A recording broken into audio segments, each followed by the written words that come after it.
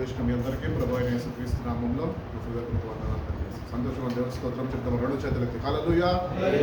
మంచిదండి. దేవుడు మన గత వారమంతా గత నెలంతా కాశీ కాపాడి మరొక నెలలో ఈ సంపూర్ణ రాత్రి ప్రార్థనకి దేవుడు మనకు నడిపించి ఉన్నాడు. కొద్దిసేపు వాక్యం ధ్యానిస్తాము.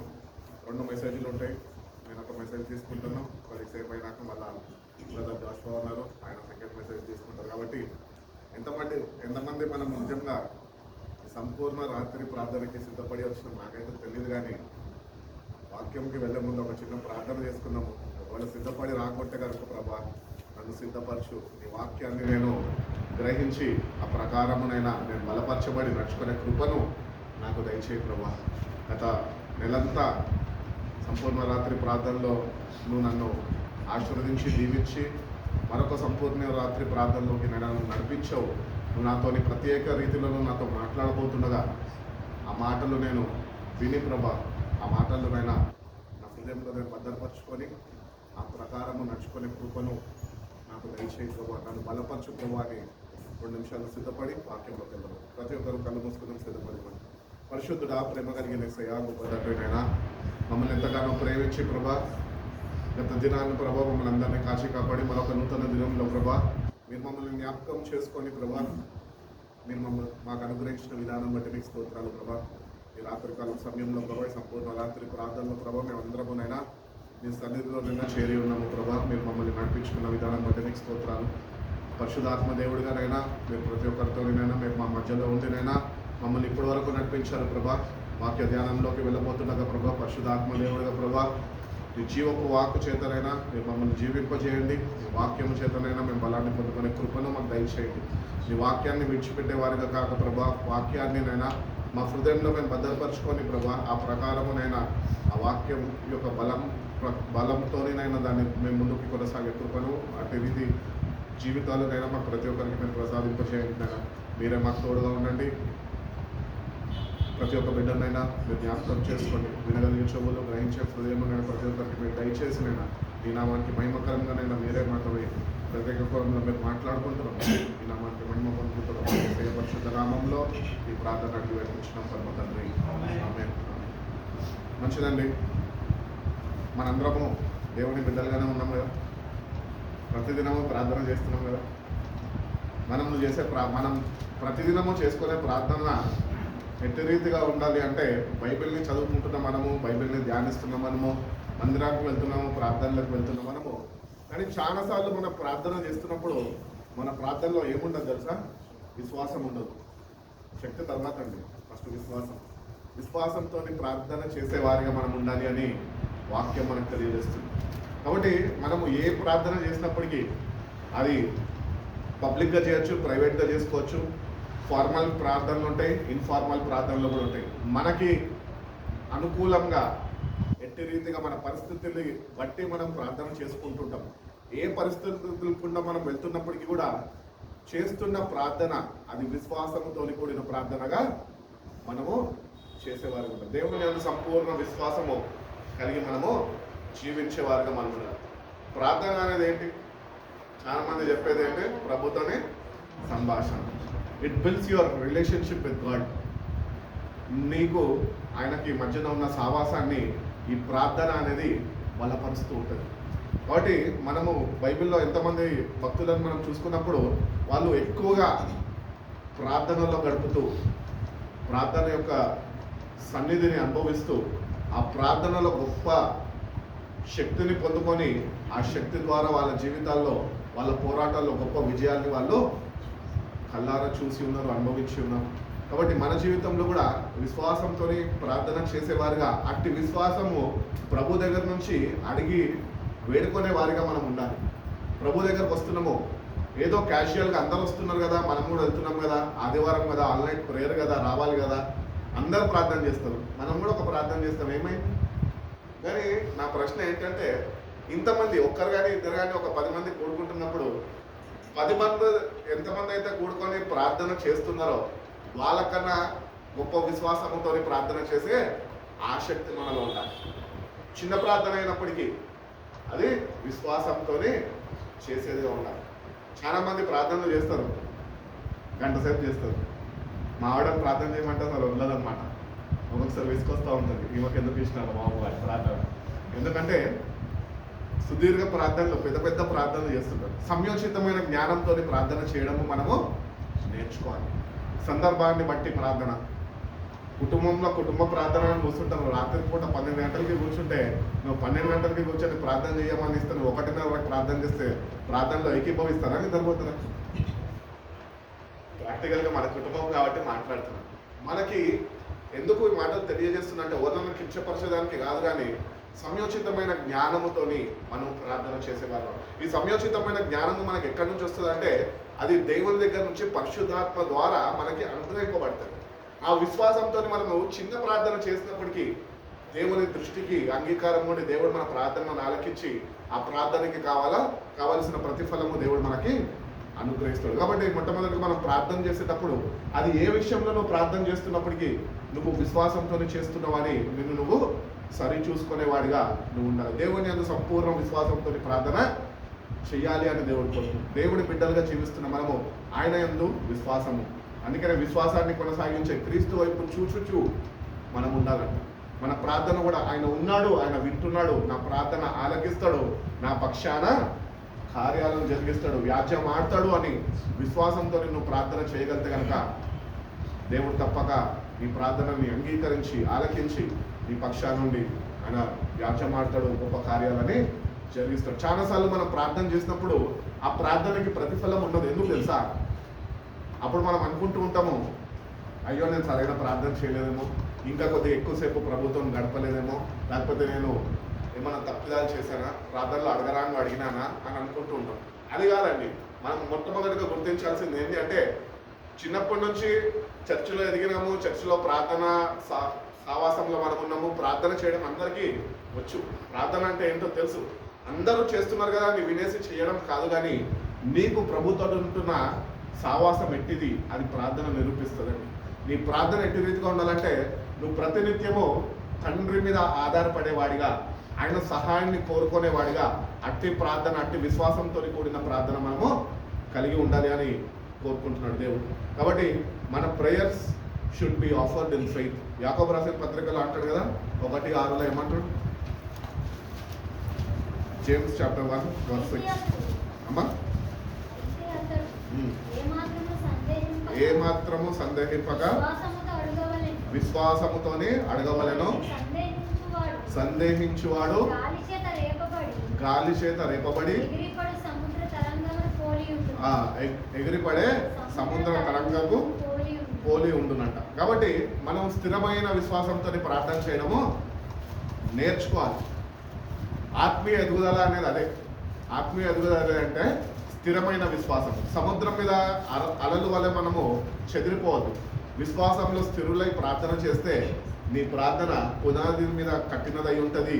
ఆ ప్రార్థనకి ప్రభు తప్పక నీకు సహాయము చేస్తాను అని తెలియజేస్తున్నాడు. యేసుక్రీస్తు నామంలో మనము ప్రార్థన చేయాలి. ఎవరికి వేడుకోవాలా? యేసుక్రీస్తు నామంలో తండ్రిని వేడుకోవాలి. ఎందుకంటే యేసుక్రీస్తు నామంలో మన ప్రార్థన ఆలకింపబడుతుంది. ఆయన నీ కొరకు, నా కొరకు, మనందరి కొరకు తన ప్రాణాన్ని ఆయన అర్పించి ఉన్నాడు. అట్టి రీతిగానే దేవునికి మనకి ఆయన మధ్యవర్తిగా ఉన్నాడు. కనుకనే మన ప్రార్థన దేవుడు ఆలకించాలంటే అది యేసుక్రీస్తు ప్రభు యొక్క నామంలో చేసిన ప్రార్థన అయి ఉండాలి. అట్టి రీతిగానే రోమేలు రాసిన పత్రిక 8వ అధ్యాయము 26వ వాక్యంలో అంటాడు, పరిశుద్ధాత్మ శక్తితోని కూడిన ప్రార్థన మనము చేసేవారిగా మనం ఉండాలి అని దేవుడు తెలియజేస్తున్నాడు. అది ఒకసారి చదవండి. చదవండి. మన బలహీనతల్లో చూసి సహాయం చేయుచున్నాడు. ఎలాగనగా మనం ఎట్లా ప్రార్థన చేయవలనో మనకి తెలియదు, కానీ మూలుగలతో ఆ ఆత్మ అనగా పరిశుద్ధాత్మ తానే మన పక్షముగా విజ్ఞాపన చేయుచున్నాడు. కాబట్టి మొట్టమొదటిగా నేను చెప్తున్నాను, విశ్వాసంతో ప్రార్థన చేయాలా. రెండోది యేసుక్రీస్తు యందు సంపూర్ణ విశ్వాసం కలిగి ఆయన నామంలో ప్రార్థన చేయాలా. మూడోదిగా నువ్వు పరిశుద్ధాత్మ శక్తితోని ప్రార్థన చేసేవాడిగా ఉండాలి. ఎందుకంటే చాలాసార్లు మనము మన జీవితాల్లో ఎదుర్కొంటున్న పోరాటాలు కానీ, కష్టాలు కానీ, మన సమస్యల్ని బట్టి మనము ఏమి ప్రార్థన చేయాలో మనకు తెలియదు. అట్టి సమయాల్లో మనం దేవుని సన్నిధికి వెళ్ళి మౌనంగా ఉండడం కాదు, కానీ ఆ సమయాల్లో దేవుని యొక్క పరిశుద్ధాత్మ శక్తిని మనము వేడుకోవాలి. ఆ వేడుకున్నప్పుడు ఆ పరిశుద్ధాత్మతో నువ్వు ఆవరింపబడినప్పుడు, ఆయన సన్నిధిని నువ్వు అనుభవిస్తున్నప్పుడు మనం ఏమి ప్రార్థన మనం చేయాలో మనకు తెలియదు, కానీ ఆ సంయోచితమైన జ్ఞానముతోని పరిశుద్ధాత్మ దేవుడే మన పక్షాన ఆయన విజ్ఞాపన చేస్తాడు. కాబట్టి we have to depend on the Holy Spirit. ఆయన అందుకనే పరిశుద్ధాత్మని మనకి ఆదరణకర్తగా ఆయన పంపించు. ఆదరించేవాడు ఎవడు ఉండడు మనని. ఇప్పుడు బాధలు, కష్టాలు, అప్పులు, సమస్యలు అన్నింటితో నిండిపోయి ఉన్నాను నేను. సహాయం చేసేవాడు ఎవ్వరు లేరు. ఇప్పుడు నాలాంటి వ్యక్తి వెళ్ళి ప్రార్థన చేయగలితే నా అంతటా నేను చేయగలుగుతానా? నాకుంటున్న కష్టాలను బట్టి నేను ప్రార్థన చేయలేను.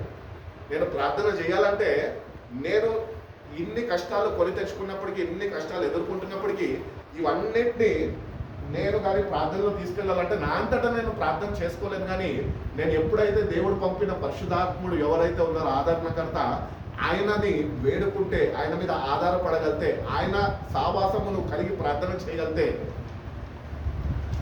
ఆయనను నీ పక్షా నుండి నీ ప్రార్థన ఆయన చెల్లిస్తారు. ఇప్పుడు మనం ప్రార్థన చేస్తే ప్రార్థనలో కొన్ని ఆన్సర్ అవుతాయి, కొన్ని ఆన్సర్ కావు. కానీ ఆయన మీద ఆధారపడి ఆయన మన పక్షాన ప్రార్థన చేస్తే దేవుడు అవును ఆమెనని చెప్తాడు. హల్లెలూయా. కాబట్టి పరిశుద్ధాత్మ మీద మనము ఆధారపడేవారుగా మన ప్రార్థనలు ఎప్పుడు 100% ప్రార్థన ఉందనుకోండి, 25% మన ప్రార్థన ఉండాలా, 75% పరిశుద్ధాత్మ యొక్క నడిపింపు, ఆయన మన పక్షాన ప్రార్థన చేసే ప్రార్థన విశ్వాసంతో మనము చెయ్యాలి. యేసుక్రీస్తు యందు సంపూర్ణ విశ్వాసంతో ప్రార్థన చేయంటే ఏ విశ్వాసంతో చేస్తున్నావు? యేసుక్రీస్తు నందు సంపూర్ణ విశ్వాసంతో నువ్వు ప్రార్థన చేసినప్పుడు పరిశుద్ధాత్మ దేవుడు నీ పక్షాన ఉండి నీ కొరకు ఆయన విజ్ఞాపన చేసేవాడిగా ఆయన ఉంటున్నాడు.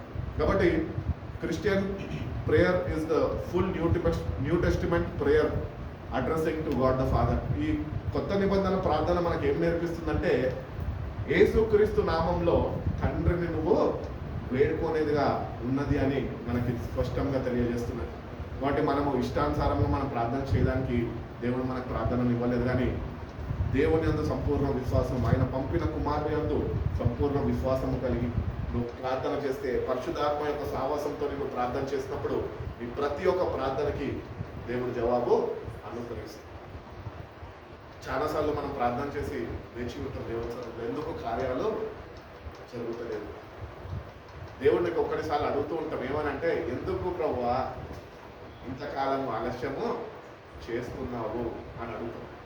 అడిగే ముందు మనం సరి చూసుకోవాలి. ఏంటి అంటే, నేను నిజమైన విశ్వాసంతో ప్రార్థన చేస్తున్నాను, యేసు ప్రభు యొక్క విశ్వాసం నేను కలిగి ఉన్నానా?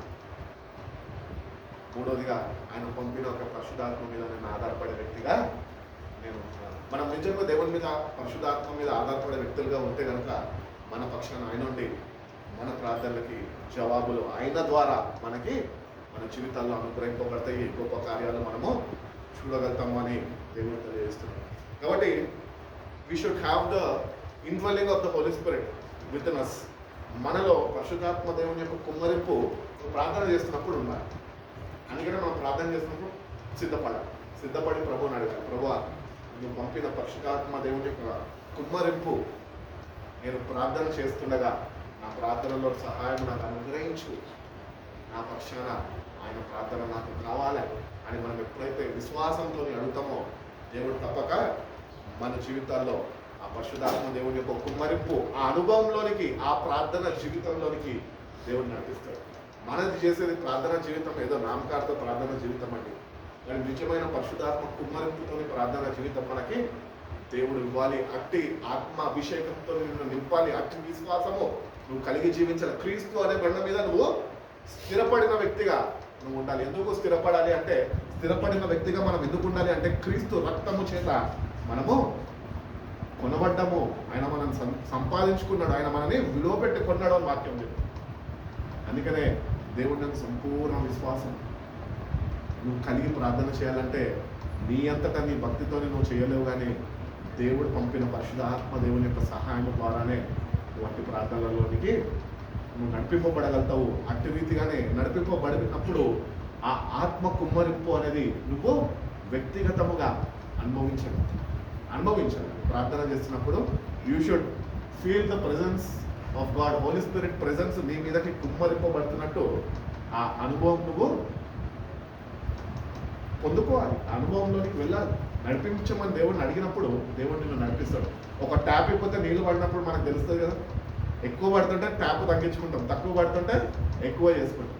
అట్లనే ప్రార్థన చేస్తున్నప్పుడు బలమైన ఆత్మ కుమ్మరింపు నాకు కావాలి ప్రభా, ఈ ఆత్మని నా మీద కుమ్మరించు ప్రభా అని నువ్వు ఎప్పుడైతే దేవుని సన్నిధిలో ఆసక్తిని కనపరుస్తూ వేచి ఉంటే దేవుడు తన ఆత్మని నీ మీద కుమ్మరిస్తాడు. గొప్ప శక్తి కలిగిన ప్రార్థనలో నువ్వు చేసేవాడిగా ఉండగలవు. నీ ప్రతి ఒక్క ప్రార్థనకి అయినా జవాబుని నీకు అనుగ్రహిస్తాడు. కీర్తనల గ్రంథము 10వ అధ్యాయము 4వ వాక్యం చెప్తుంది, దుష్టుడు వికెట్ పీపుల్ వాళ్ళు ప్రార్థన చేయరంట. అది ఒకసారి చదవండి.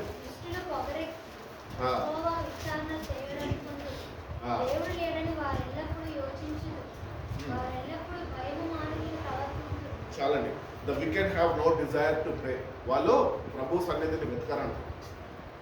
ఎవరు వీళ్ళు? దుష్టులు, వికెట్ పీపుల్ అని బైబిల్ చెప్తారు. సో వికెట్ పీపుల్కి దేవునితో సావాసం అక్కర్లేదు. వాళ్ళు చేసేదే రైట్ అనుకుంటారు. నేను చేస్తాను ఎవరి కోసం జరగదా అని ధీమా వ్యక్తపరుస్తుంటారు. అట్టి రీతిగా కాదండి. మనము ఇష్టపూర్వకంగా ప్రార్థన చేసేవారుగా మనం ఉన్నాం. నేను యేసుప్రభు యొక్క జీవిత చర్య చదువుకుంటున్నప్పుడు, ఆయన పరిచయం చేసినప్పుడు నాకు ఆయనలో నచ్చిన ఒక భాగము, ఆయన దానిలో నాకు చాలా బాగా నచ్చింది. ఏంటి అంటే, గెత్సెమనే తోటకి యేసుప్రభు వారు సిలువ వేయబడక ముందు రాత్రి ఆయన ఎంతో వేదనతో ఎంతో బాధతో ఉండి ఆ గెత్సెమనే తోట కంట ఆయనను ఎవ్వరు బలవంతం చేయలేదంట. కానీ ఆయన ఇష్టపూర్వకంగా నిన్ను నన్ను జ్ఞాపకం చేసుకొని ఆ గెత్సెమనే తోటలోనికి ప్రార్థన చేయడానికి వెళ్ళడం ఇష్టపూర్వకం. No one forced him. నువ్వు వెళ్ళు, అక్కడ వెళ్ళి ప్రార్థన చేయి, తండ్రికి వేడుకో అని అడగని ఎవరు ఆయనని. తన శిష్యులు కానీ తన సొంత వారు కానీ ఆయనతో ఉన్నవారు కానీ ఎవరైనా బలవంతం చేయలేదు. కానీ ఆయన తండ్రి యొక్క సన్నిధిని, తండ్రి యొక్క బలాన్ని, శక్తిని ఆయన పొందుకోవాలని ఆయన తెలుసు కనుక ఆయన ఇష్టపూర్వకంగా గెత్సెమనే తోటలోకి వెళ్ళాడు. అక్కడ ఎంత ఏమని చెప్తుంటుంది బైబిల్, ఎట్లా ప్రార్థన చేస్తాడంటానా? అదే ఎట్లా ప్రార్థన చేస్తాడు, చెమట రక్తంగా మారింది. దానికన్నా ముందు ఆయన ఎట్లా ప్రార్థన చేస్తాడని చెప్తుంది. వేదనతో రోదనతో ఆయన ప్రార్థన చేసిందట. ఆయన చెమట రక్తముగా మారినంత నీ కొరకు నా కొరకు తండ్రి దగ్గర విజ్ఞాపన చేసుకున్నాడు. నిన్ను నన్ను రక్షించుకునేదానికి అంత ప్రయాస అవసరం పడ్డదట. అంటే ప్రార్థన జీవితం అంటే క్రైస్తవుడికి ఎంత ప్రాముఖ్యమో మనం గుర్తించాలి. నిన్ను నన్ను రక్షించుకునేదానికే ప్రభు ఆఖరి గడియల్లో ఆయన ఇష్టపూర్వకంగా వెళ్ళి ప్రార్థనలు గడిపి తండ్రి యొక్క చిత్తం ఏంటో తెలుసుకొని దాన్ని నెరవేర్చడానికి ఆయన ప్రార్థనలో ఉండి ఆ శక్తిని పొందుకున్నాడు. అందుకని మనం కూడా ప్రార్థన యొక్క ప్రాముఖ్యతని మనం తెలుసుకొని మనం కూడా అటువంటి ప్రార్థన చేసేవారు. మనం యేసు ప్రభుని అరణ్యంలోకి ఆత్మ కొనిపోబడ్డది. నేను అనుకుంటుంటాను, గెత్సెమనే సంఘటన మనం చదివినప్పుడు కూడా ప్రతిసారి ఆత్మనే దేవుణ్ణి బలపరచడానికి ఆయన గెత్సెమనే తోటలోనికి తండ్రి దగ్గరికి నడిపించి, ఆయనకుంటున్న శ్రమల్ని బట్టి, ఆయనకుంటున్న దీన్ని బట్టి, ఆయనకుంటున్న రోదనని బట్టి మనిషి రీతిగానే ఉన్నాడు కదా, మనిషి లాగానే ఉన్నాడు కదా, మనిషి యొక్క కష్టాలే అనుభవిస్తున్నాడు కదా. అదే మనం ఆ పరిస్థితుల్లో ఉంటే మనం ఎంతో ప్రార్థన చేయడానికి వెళ్ళలే. కానీ ఆయన తండ్రి యొక్క దేవుడు ఆత్మ ద్వారా నడిపింపబడుతూ ఆత్మనే ఆయననే తండ్రి యొద్దకు నడిపించి ఆయనకు కావాల్సిన బలాన్ని, తండ్రి చిత్తము నెరవేర్చే వారిగా ఆయనని సంపూర్ణమైన శక్తితోని అది బలపరిచింది. కాబట్టి ప్రార్థన మనము చేసుకునే వారిగా, ప్రతినిత్యము ప్రార్థన కలిగి జీవించే వారిగా మనం ఉండాలి. మనం చాలాసార్లు మన క్రైస్తవ అనుభవాలు ఏంటి అంటే, ప్రార్థనలు ఎప్పుడు చేస్తామండి? ఇల్లు కట్టుకున్నప్పుడు, ఉద్యోగం వచ్చినప్పుడు, వివాహము కుదిరినప్పుడు, లేకపోతే ఏదో శుభకార్యం జరిగినప్పుడు ప్రార్థన చేసుకుంటాము. కృతజ్ఞత ప్రార్థనలను పేరు పెట్టుకుంటాము. లేకపోతే ఏవో ఒక ప్రార్థనకి నమస్కారం చేసి ప్రార్థనలు చేసుకుంటాము, ప్రార్థనలు జరిపించుకుంటుంటాం. కానీ అది కాదు మన జీవితం. మన జీవితం ఏంటంటే మనము ప్రతినిత్యము ప్రార్థనని కలిగి ఉండాలి. భక్తుడు తెలియజేస్తుంటాడు కదా, ఎడతెగక ప్రార్థన మీరు చేసేవారిగా ఉండాలి. ఎడతెగక ప్రార్థన మనం చేయాలంటే మనంతటా మనం చేయలేము. కానీ ఎందరైతే ఆత్మచేత నడిపింపబడతారో, దేవుని కుమారులు ఆత్మతో ఎందరైతే నడిపింపబడతారో వాళ్ళు ఎడతెగక ప్రార్థన వాళ్ళు చేసేవారిగా సంఘాల్లో మనం చూస్తున్నట్లయితే ప్రార్థన గడియలు అనే 72 గంటల ప్రార్థన, 122 గంటల ప్రార్థన అని పెడతా ఉంటారు కదా, గొలుసు ప్రార్థనలు పెడతా ఉంటారు. అది ఉంటే దాంతోనే అంకితం చేసేసి అలా యథావిధిగా వాళ్ళు పోయిన నెలలోనే కదా మేము వెళ్ళాము, గొలుసు ప్రార్థనలు చేసాము అంటారు అంతే, ఇంకా ప్రార్థనలు చేయరు ఇల్లు. కానీ క్రైస్తవులు అట్లా ఉండకూడదండి. క్రైస్తవులు ఎట్లా ఉండాలంటే ప్రతినిత్యము ప్రార్థన పూర్వకంగా ప్రార్థన చేసుకునే వారిగా వాళ్ళు ఉండాలి, ప్రార్థనను కలిగి జీవించాలి. అట్టి ఆత్మని దేవుని దగ్గర నుంచి మనము అడిగి వేడుకున్నప్పుడు ఆ ప్రార్థన యొక్క ఆత్మని దేవుడు మనకి అనుగ్రహిస్తాను అని దేవుడు తెలియజేస్తున్నాడు. కాబట్టి ప్రార్థన అనేది ఎప్పుడు ఏదో జరిగిందో, ఏదో కష్టం వచ్చిందో, దేవుడు ఏదో మనం ఆదుకోవాలో, మన బాధలు శ్రమలు వచ్చినప్పుడు వెళ్ళి ప్రార్థన చేసుకోవడం కాదు. కానీ ప్రతి విషయంలో మీరు కృతజ్ఞత స్తుతులు అర్పిస్తూ ప్రార్థన చేయాలి. ప్రార్థన అనేది it is a continual process with God. తండ్రితోని అన్యోన్య సావాసంలోనికి నడిపిస్తుంది ప్రార్థన. క్రీస్తు ద్వారా ఆయన నిమిత్తము మనము తండ్రితోని ఎడతెగక ప్రార్థనలో మనము కనెక్ట్ అయ్యి ఉండేవారిగా మనం ఉండాలి. అందుకనే దేవుడు ప్రార్థన నేర్పించాడు. కాబట్టి అటు రీతిగా మనము ప్రార్థన చేయాలి. దేవుని పిల్లలంట ప్రార్థన చేసేవారిగా వాళ్ళు ఉంటారంట ప్రతినిత్యం. అప్పుడప్పుడు కాదు, ప్రతినిత్యము ప్రార్థన చేసుకునే వారిగానే వాళ్ళు ఉంటారంట. లూకాసు వార్త 11:1 అంటాడు కదా, they have inner Dzire to ప్రే. దేవుని బిడ్డల కంట చదువు ప్రార్థన చేయించు ప్రార్థన చాలించిన తర్వాత ఆయన శిష్యులలో ఒకడు, ప్రభువా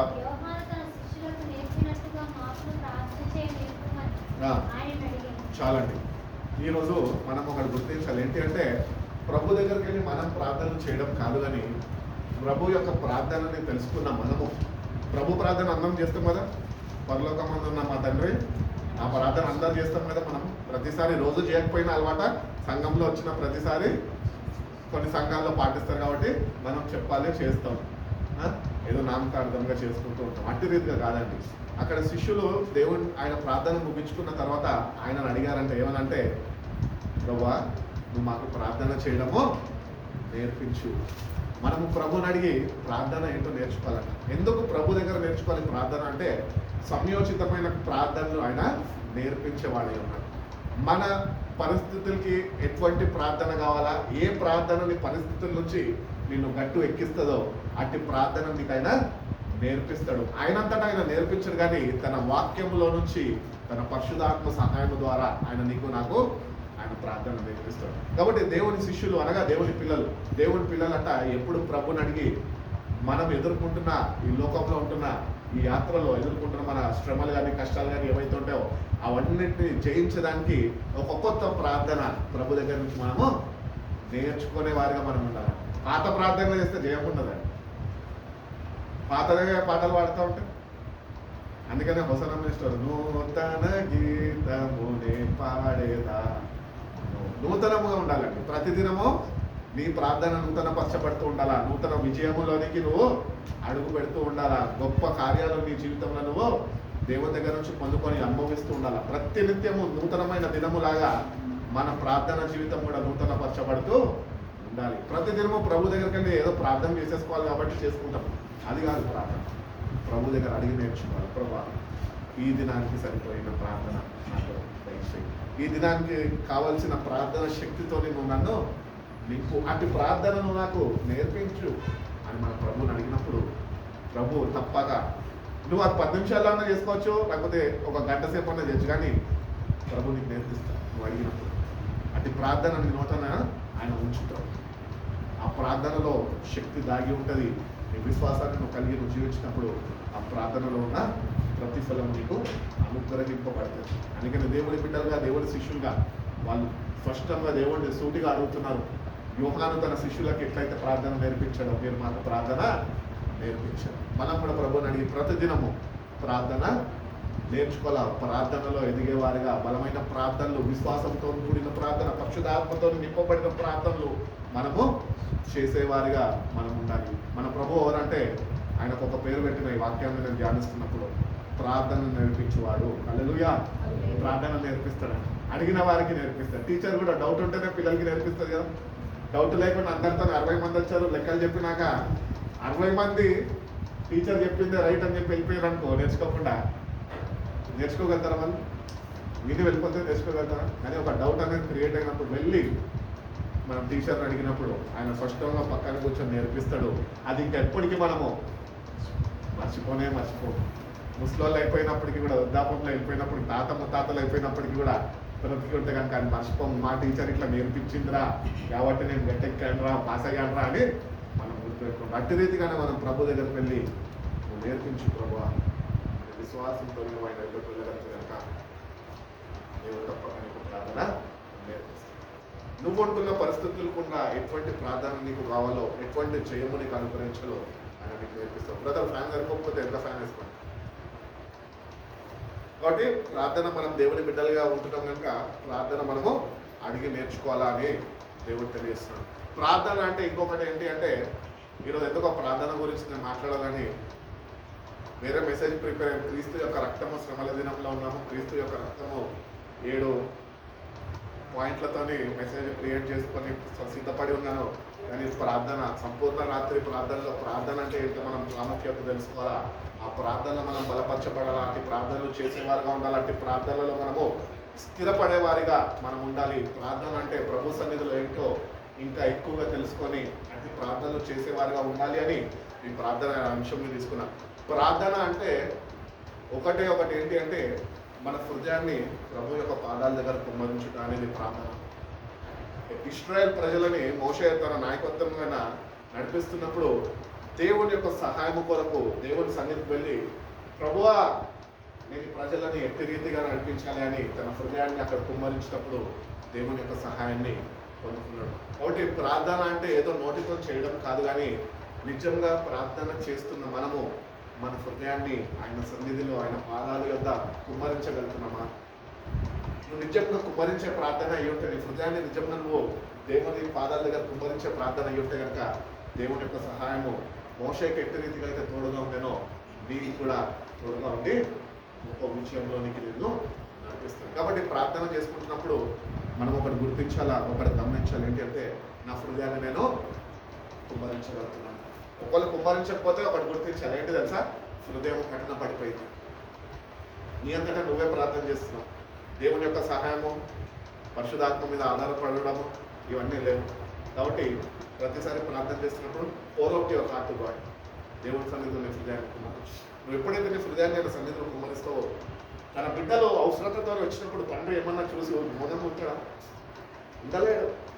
ఆయన చేత కాకపోయినా ఏదో ఒక సహాయము ఎట్టే రీతిగా నా బిడ్డను నేను ఆదుకోవాలి అని ఆయన సాహసిస్తూ ఉంటాడు. కుమారుడికి సహాయం చేయాలని అడ్డుపడుతూ ఉంటాడు. అట్టి రీతిగా మనం ఎప్పుడూ దేవుని సన్నిధికి వచ్చినప్పుడు మన హృదయాన్ని మనము కుమ్మరించే వారిగా మనం ఉండాలి అని దేవుడు తెలియజేస్తున్నాడు. నిర్గమకాండము 32వ అధ్యాయం 11వ వాక్యం ఒకసారి చదువుతున్నామండి.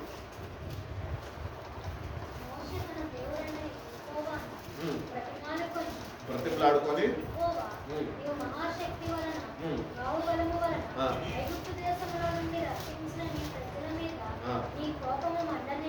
మండనేలా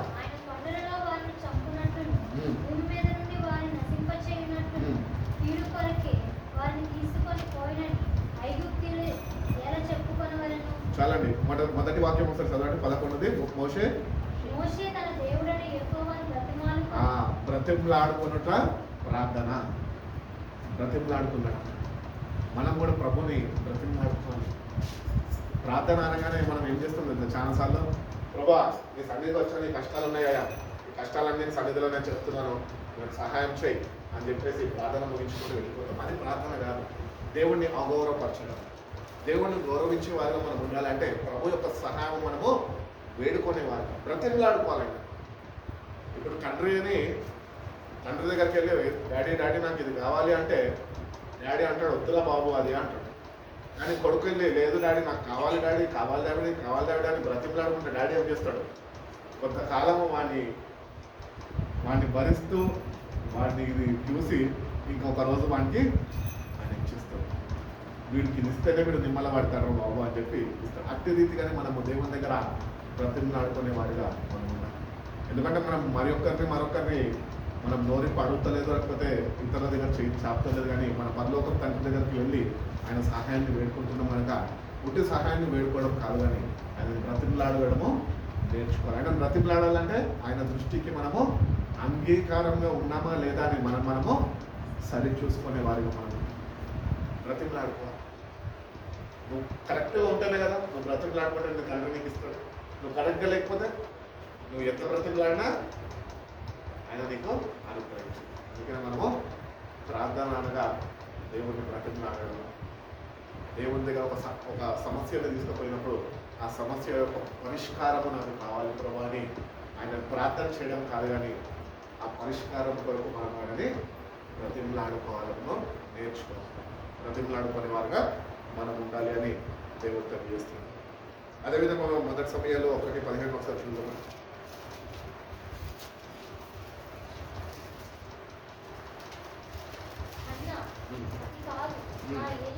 నా ఏలినవాడ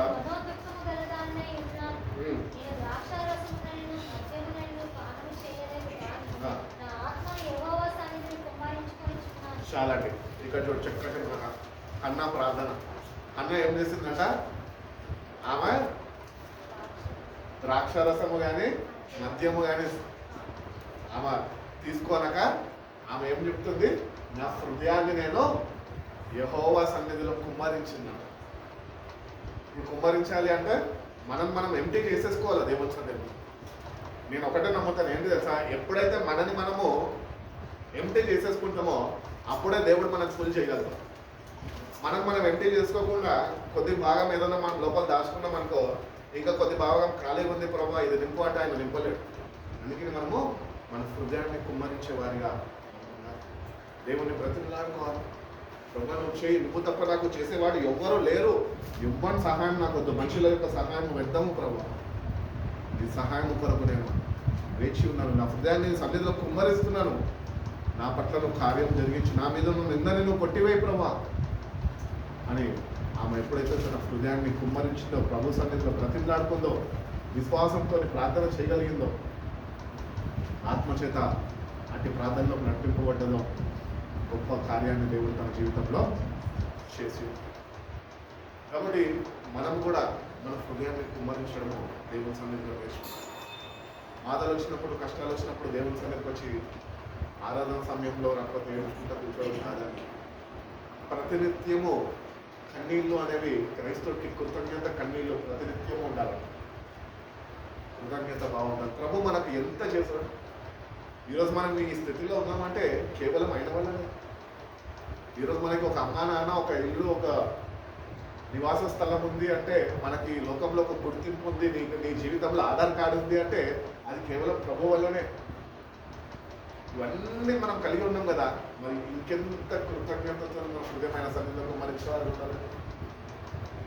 ఏదో కష్టం వచ్చినప్పుడు కుమ్మరిస్తారు, లేకపోతే ఏదో మేలైనప్పుడు ఆనందం తట్టుకోలేక కుమ్మరిస్తూ ఉంటారు. అటు కాదు, ప్రతినిత్యము మన అవసరతలను బట్టి ఆయన సన్నిధికి వెళ్ళి విశ్వాసంతో నీ సహాయం నాకు కావాలి ప్రభా, నువ్వు తప్ప నాకు వేరే సహాయం చేసేవాడు లేరు ప్రభా, నీ బిడ్డని నేను జీవిస్తున్నాను, అందరి ముందు అవమానపాలు చేయకు ప్రభా, సిగ్గుపాలు చేయకు ప్రభా, అలాగానే ఉంచుతాను, తోపగానే చేయొద్దు ప్రభా అని నువ్వు ఎప్పుడైతే నీ హృదయాన్ని కుమ్మరించి బ్రతిమలాడుకుంటావో దేవుడు నీ ప్రార్థనను ఆలకించి నీ పక్షాన ఉండి ఆయన గొప్ప కార్యము ఆయన జరిగిస్తుంది. 2 దినవృత్తాంతాలు 32వ అధ్యాయం వస్తుంది, చూస్తాను.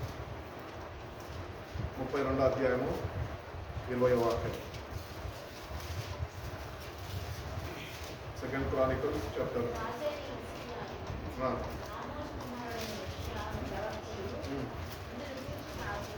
ఇందులో వచ్చి ప్రార్థించి ఆకాశం తట్టు చూసి మొరపెట్టగా ఒక దూతను పంపాను. చాలండి. ఇక్కడ హిజ్కియా ప్రార్థన చేస్తున్నాడు. హిజ్కియా యొక్క ప్రార్థన మనం చూస్తున్నట్లయితే ఎటు చూసి ప్రార్థన చేస్తున్నాడు అక్కడ. మనం ఎటు చూసి ప్రార్థన చేస్తాం? నిజంగా చెప్పాడు, మూమెంట్ చూసి చేస్తాం. కింద చూసి తలంచుకొని కింద ప్రార్థన. బ్రదర్ ఏం చేస్తున్నావు అంటే ప్రార్థన చేసుకుంటూ వాళ్ళు చెప్తారు, అది ప్రార్థన కాదా అనేది దేవుడు నాకు నేర్పిస్తున్నాడు. మనం అంట ప్రార్థన చేస్తున్నది తండ్రికి ప్రార్థన చేస్తున్నాము, తండ్రితో సంభాషణ మనం కలిగి ఉంటున్నాము. క్రీస్తు మధ్యవర్తగా ఉన్నాడు కనుక నీ కొరకు నా కొరకు లోకము యొక్క నడిబొట్టున ఆయన ఆకాశంకి భూమికి మధ్యన ఆయన వేలాడి తీయబడ్డాడు. కాబట్టి మనం ప్రార్థన చేస్తున్నప్పుడు ఎప్పుడు యేసునామంలో ప్రార్థన చేస్తున్నాం కనుక మనం తండ్రి వైపు చూసేవారుగా, ఆకాశం వైపు మన తలెత్తి ప్రార్థన చేసేవారుగా మనము ఉండాలి. ఎప్పుడైతే మనం తలెత్తుతామో మన తల ఎప్పుడు పైకే ఆయన ఉంచుతాడు. మనం తల దించుకొని ప్రార్థన చేస్తే మన ప్రార్థనలు అయినా ఆలకించలేని వారు ఉంటాం. అందుకని మనం ఎప్పుడు ప్రార్థన చేస్తున్నాం. ఇప్పటి వరకు చేస్తుండొచ్చు, నేను నేటి నుంచి ఈ ప్రార్థన విధానము కొన్ని మార్పులు చెందాలి. ఆ మార్పులు కలిగి మనం ప్రార్థన చేస్తే ఒక నూతనమైన అనుభవంలోనికి ప్రార్థన శక్తితో దేవుడు నిన్ను నడిపిస్తుంది. కీర్తనకారుడు అంటాడు కదా, ఏమంటాడు? కొండల వైపు నా కన్నులు నేను సహాయం నాకు ఎక్కడి నుంచి వచ్చింది. Is just depending on God. నాకు ఎవ్వరు లేరు. మనకు అవసరం వస్తే మనం ఎక్కడ పోతాం? ఫస్ట్ మనకి ఏదైనా అవసరం వచ్చిందంటే ఏం చేస్తాం? స్మార్ట్ ఫోన్ తీసి ఎవరికి ఫోన్ చేయాలని నేనైతే అనుకుంటుంటాను. జాస్వాక్ చేయాలా సాఫ్ట్వేర్ కదా, సుజిత్కి చేయాలా సాఫ్ట్వేర్ కదా, లేకపోతే అనేక సాఫ్ట్వేర్ వాళ్ళు దేవుడు మనకి ఇచ్చిన కదా, ఎవరికి చేయాలి కదా అనుకుంటాం. కానీ మనుషుల వైపు చూడడం కాదు, కానీ మనం ఎప్పుడు దేవుని వైపు కలిసి ప్రార్థన చేసే వారు ఉన్నప్పుడు సహాయం మనకి అక్కడి నుంచి వస్తుంది. దేవుడు ఎవరి ద్వారా సహాయం చేస్తాడన్నది సెకండరీ, అది కాన్సెప్ట్ వేరే. కానీ నువ్వు దేవుని యొక్క సహాయాన్ని వేడుకునేవాడిగా, నువ్వు స్థిరమైన విశ్వాసంతో దేవుని వైపు చూడాలి. నువ్వు తప్ప నాకు వేరే వాడు లేడు అయ్యా, మనుషుల యొక్క సహాయము వ్యర్థము అని వాక్యం ఎత్తుబట్టి ప్రార్థన చేసే అనుభవంలోనికి వెళ్తే సహాయం నీకు ఇక్కడి నుంచి అక్కడి నుంచి రానియాడు, కానీ దేవుడే తన ఆత్మ ప్రేరేపణ చేత మరి ఒక్కరితో సహాయం యొక్కకు ఆయన పంపిస్తాడు. కాబట్టి మనము ఇంకొక ప్రార్థనలు నేర్చుకోవాల్సిన అంశం ఏంటి అంటే, ఆకాశం వైపు తలెత్తి ప్రార్థన చేసేవారుగా మనం ఉండాలి. అంటే ప్రతిసారి మనము ఆకాశం వైపు తలెత్తలేము, కానీ అండి మనకి అనుకూలంగా ఉన్నప్పుడు, ఆకాశం మనం చూస్తున్నప్పుడు, లేకపోతే రూమ్లో ఉంటున్నప్పుడు పైనకెత్తి తల ప్రార్థన చేసేవారుగా మనం ఉండాలి. ఒకవేళ అవకాశం దొరికిందనుకోండి, మేడం ఎవరైనా ఇంటికి వెళ్ళామనుకోండి, మన ఇంటి మీదకి వెళ్ళామనుకో, మేడ ఉందనుకోండి, ఒంటరిగా వెళ్ళిపోయి ఫోన్ ఫ్రెండ్స్తో గంటలు మాట్లాడాడు కాదు, దేవుడితో మాట్లాడాలి. ఆకాశం వైపు తలెత్తి తండ్రితో గడపాలి. ప్రార్థనలో మనము సమయాన్ని మనము గడిపినప్పుడు దేవుడు తన శక్తితో మనల్ని వాటి మనం ప్రార్థన చేసినప్పుడు ఎప్పుడు తలెత్తి ప్రార్థన చేసేవారుగా మనము ఉండాలి అని దేవుడు కోరుకుంటున్నాడు. కీర్తనకారుడు తెలియజేస్తున్నాడు. కీర్తనల గ్రంథం 73వ అధ్యాయం 28వ వాక్యంలో ఏమని తెలియజేస్తున్నాడంట? నీ యొద్ద ఉన్నాను,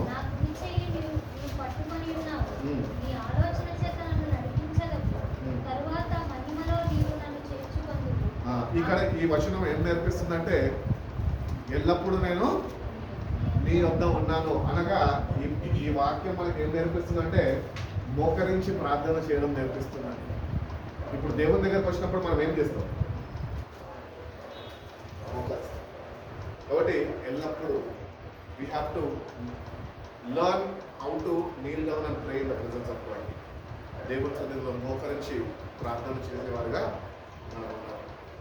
మొత్తం చెప్తా ఉంటారు కదా, నీ మొఖాలు నల్లబడితే నీ ముఖము తెల్లబడతా ఉంటుంది. అందుకని నీ మొఖాలు ఎంత తెల్లగా ఉన్నాయి, నీ ముఖం ఎంత నల్లగా ఉన్నా మనము సరి చూసుకోవాలి. మొఖాలు తెల్లగుంటే ముఖం నల్లగా ఉంటుంది, దేవుని వైపు చేత నింపబడలేదు. అందుకని మన మోకాళ్ళు నల్లపడే రీతిగా, అట్టి రీతిగా దేవుని సన్నిధిలో వేచి ఉండడము నేర్చుకోవాలి. మోకాళ్ళ అనుభవంలోనికి మనము వెళ్ళాలి. ఈ వయసులోనే అండి మోకాళ్ళు పనిచేస్తాయి. ఇంకో కొద్ది వయసు వస్తే మోకాళ్ళు పనిచేయవు. చాలా మంది అంటారు నేను మెత్త వేసుకొని ప్రార్థన చేస్తాను అంటే, ఎంతకాలం చేస్తాం? మెత్త కూడా పాపం అది కూడా ఒక మెటీరియల్ కదా, అణిగిపోతుంది, మళ్ళీ నొప్పి వస్తుంది. కాబట్టి వయసు ఉన్నప్పుడే, బలం ఉన్నప్పుడే ఎక్కువగా మోకాళ్ళ మీద ఉండి దేవుని దగ్గర నుంచి శక్తిని పొందుకునేవారు. ఎల్లప్పుడూ అనగా ఆయన సన్నిధిలో మోకరించి ప్రార్థన చేసేవారుగా మనం ఉండాలి. ఎఫెసీయులకు రాసిన పత్రిక 3:14లో ఏమంటారు?